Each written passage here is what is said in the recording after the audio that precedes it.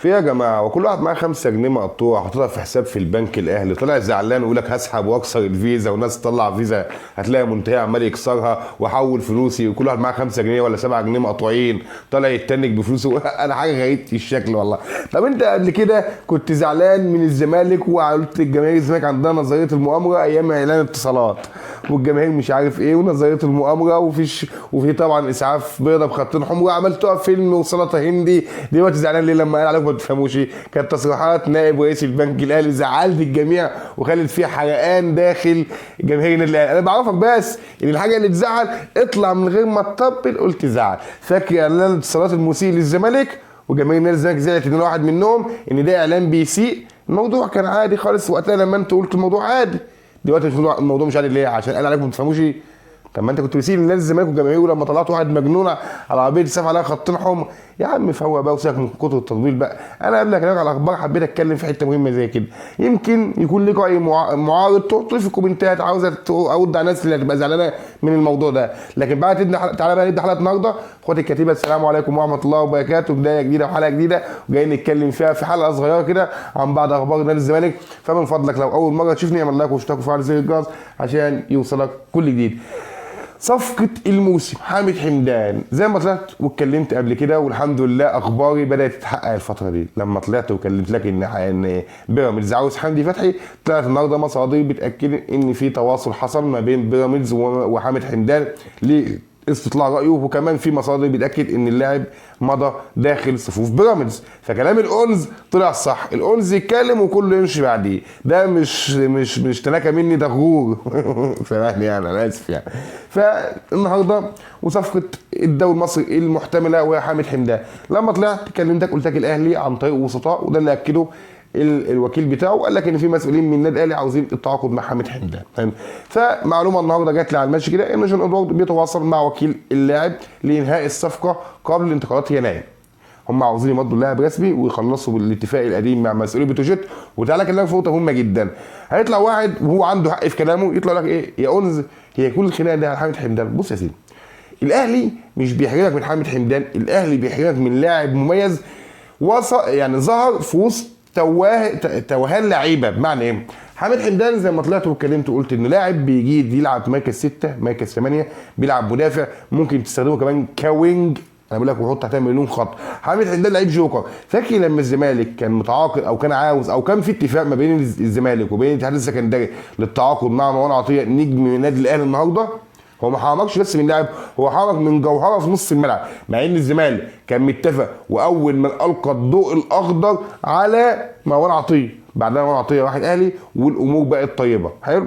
ففكره انه يعكسك في موضوع حامد حمدان، هو اولا اللاعب في دماغه فرصه نجاحه فيها بتعتمد على فرصه فشل الزمالك. يعني ايه اقول؟ يعني الزمالك لو فشل الاهلي هيخش قلبه جامد، لان في اتفاق زي ما قلت لك مسبق ما بين الزمالك وبتروجيت، وتلاقي برضه ان الماديات هي اللي بتحكم.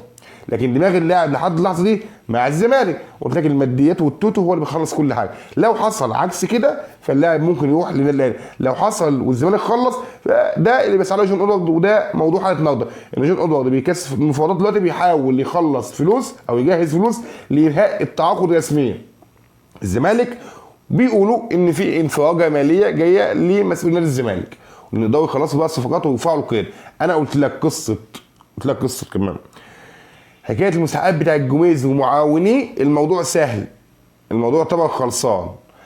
وعندي معلومه كمان ان عضو مجلس الاداره محمود الجمال هو اللي تكفل بصفقه مروان عطيه حامد حمدان اسف. فانا بقول لك حامد حمدان من الصفقات المميزه اللي هتفيد جدا نادي الزمالك، واتمنى السرعه في انهاء الموضوع ده.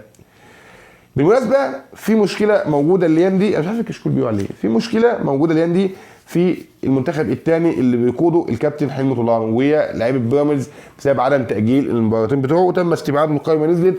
لكن الخبر مش جاي لك الموضوع ده، الخبر المهم جدا ان بطوله كاس العرب ستكون مذاعه على قناه ابو ظبي المفتوحه.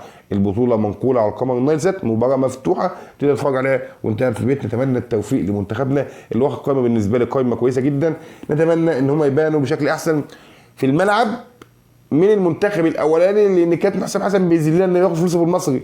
الراجل بياخد مليون جنيه في الشهر، 12 مليون جنيه في الموسم وزعلان. ده ميكالي رد عليه سلخه ميكالي سلخه اللي كان بيقارن نفسه بيه، فاكر انه هيسكت، سلخه وقال له طلعت لعيبه فلان وفلان وفلان وفلان وفلان، ونص اللعيبه اللي عندك دي كان مطلعهم ميكالي قال له طلعت لعيبه اوروبيه كذا وكذا وكذا وكذا، والمرتب اللي باخده بسبب خبرته. هو فعلا عنده خبره، مدرب ليه تقله في التدريب، مش ضرب تكت حسام المصري والزمالك يا عم صباح الفل، يمكن في جنب انت كمان. المهم الزمالك وزيسكو يونايتد. الزمالك يفتتح مباراته في في الكونفدراليه، اتمنى بقى دوري افريقيا عشان ابدا بقى لسه ياخد على الموضوع ده، لكن للاسف في الكونفدراليه الزمالك وزيسكو يونايتد الزمالك بيحصل على الساعه الكامله، والزمالك في المباراه دي هيعمل فيها اكتر من حاجه، زي ان هم يلبسوا تيشيرتات يعني شعارات سوداء في التيشيرت، احتفاليه بسبب، يعني مش احتفاليه بقى، تكريم لرحمه الله عليه كابتن محمد صبري. الزمالك هيتدرب او هينزل تدريبات في عمليات الاحماء بالتيشيرتات مكتوب عليها محمد صبري، فاذكروا في الدعاء كده راجل كان محترم يستحق منك يستحق انك تدعي له، اللهم اغفر له وارحمه وعافيه واعف عنه. لكن الخبر المهم بالنسبه لي هو مش خبر مهم قوي، لكن تعالى اقول لك ان الماتش هينذاع يوم الاحد على استاد القاهره الساعه 9 مساء. فاكر لما قلت لك الحلقه النهارده دي، انا والله بقول لك ادعمني فيها لان انا قلت اخبار كلها تظهر على السوشيال ميديا دلوقتي. فاكر لما قلت لك ان الزمالك عاوز احمد عيد وبيخلص معاه كل حاجه، بس الازمه الماليه هي اللي موقفه الدنيا، وان مسؤولي الزمالك قالوا له لو احنا ما عرفناش نخلصوك في يناير فانت معانا بدايه الموسم. فاكر لما قلت لك ان احمد عيد اخر مواسمه هو الموسم ده مع المصري؟ طلع النهارده الكابتن احمد شوبير وقال لك المعلومه، القرز يا ابني ما يجيلكش غير من الاخر. قال لك ان الزمالك عاوز احمد عيد وبيحاول يخلصوا فيه، والخبر فعلا صحيح والحمد لله. اشكر المصدر بتاعي، حاجه يعني صباح الفل في البتنجان، حلقه كلها حصريات. تعال بقى الخبر المهم جدا والخازوق الكبير، اسف يعني من اللفظ بس هقول لك على حاجه مش عارف اقول منين، والله ما عارف. ابها السعودي اللي الزمالك وداله احمد الجفالي اللي الزمالك كان جايبه من الاتحاد المستري اعاره بنيه البيع، في تقارير واخبار وبعض الناس بدات تتكلم ان نادي ابها السعودي عاوز يفسخ عقده مع واسمه ايه المره اسمه احمد الجفالي، تمام، ويرجعه لنادي الزمالك تاني. رد مسؤول نادي الزمالك قال له لا يا باشا انا مديهولك اعاره سنه مع نيه الشراء، بعد السنه رجعهولي. الزمالك في ازمه بسبب اللعيبه الكلاس 50 اللي لبسنا فيها الارض التخطيط وبعض المسؤولين في نادي الزمالك، ولما قلت لك قبل كده الغالي ثمنه فيه النهارده بان الكلام.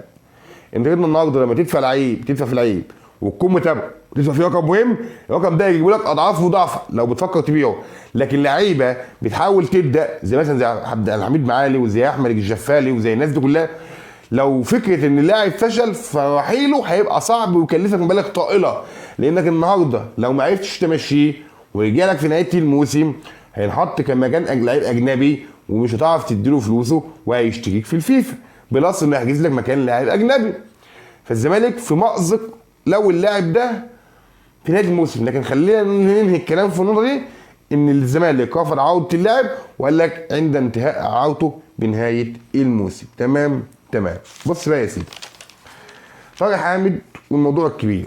طارق حامد انا كنت طلعت اتكلمت ودينا كلها طلعت اتكلمت في الموضوع ده، لكن طارق حامد عاوز يرجع.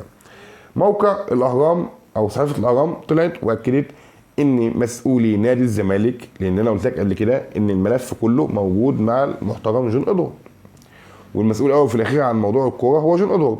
قلت لك رئيس النادي حسين لبيب والنائب بتاعه هشام نصر هم المسؤولين بس بفكره التفاوض او ابداء الراي او سميها زي ما تسميها مع جون ادوارد، هم اللي لهم بس حق يتكلموا. مسؤول الزمالك هيعقدوا جلسه مع جون ادوارد، ما تفهمش ليه هم كل يومين لك هيعقدوا جلسه، وما يعقدوا جلسه ما تلاقيش نتائج، بيقولوا في الجلسه دي الله اعلم. لكن مسؤول الزمالك هيقعدوا مع جون ادوارد ويكلموا عن عوده طارق حامد، لان الراجل عاوز يجي 6 شهور حتى نهايه الموسم ويعتزل، نفس فكره ايمن حفني لما جه مش عارف في 2021 ولا جه في مين واعتزل واتكل على الله وليه ذكرى طيبه داخل الزمالك والجمهور وكله ايمن حفني اللي نتمنى له التوفيق في حياته. تمام. فدلوقتي يقعدوا معاه ويحاولوا يقنعوا جون ادوارد، لان جون ادوارد كان رافض في المره الاولانيه عوده طارق حامد، واللي انا قلت لك قبل كده ان طارق حامد عنده 37 سنه، طارق حامد حط تحت منه خط هيجي يلعب ببلاش. وحته فكره 37 سنه انت تشوف عبد الله السعيد، لو في لعيب في مصر بيقدم نفس اداء اللي بيقدمه عبد الله السعيد مع الزمالك مني كل احترام والتقدير، حتى انا ما اعرفوش تمام. لكن انا شايف ان مستوى عبد الله السعيد مع ذلك مستوى مميز جدا وحاجه يعني مش هنقدر على عبد الله السعيد. فالمفروض تسالنا رايي، انا موافق كل الموافقه بسبب ان عدم تحمل نادي الزمالك اعباء ماليه. اللاعب فري هيبقى قائد لغرفه الملابس على الاقل، مش هقول لك قائد في الملعب لان نسبه مشاركته تبقى ضعيفه، لكن هيبقى قائد في غرف تبديل الملابس على الاقل. وطارق حامد بصراحه انت جايب معلم يمسك اللعيبه، جايب معلم يشد اللعيبه بمعنى اصح. وبرضه عاوزك تقول لي في الكومنتات رايك في رجوع طارق حامد، انت موافق ولا لا؟ اخر خبر معايا وخبر مفرح جدا بالنسبه لي، والله مش عارف الناس دي بتفكر ازاي، لكن تعالوا اقوله لك بقى يا سيدي. فاكر لما قلت لك ان الزمالك هيمشي سيف جعفر؟ النهارده جات لي معلومه مهمه ان نادي سيراميكا كليوباترا اتكلم مع اللاعب وخدوا موافقته لارسال عرض رسمي لنادي الزمالك للتعاقد مع سيف جعفر. نجم يالا، نجم هو نجم وسط نادي الزمالك.